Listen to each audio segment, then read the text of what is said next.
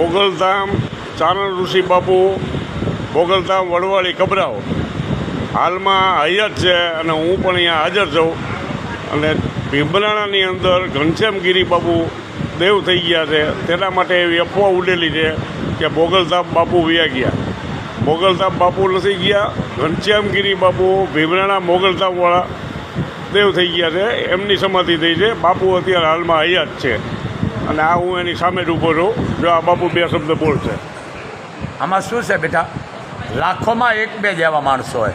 હવે અહીંયા આપણે રૂપિયો ન મૂકવા દેતા, ઘણાને ખટકે એટલે કોમેન્ટ કરીને મૂકે, કારણ કે આ કોઈ પણ વસ્તુ ખરાબ વસ્તુ બહુ બહાર પડે સારી. કારણ કે અહીંયા બસું બાંધી માણા આવ્યા છે.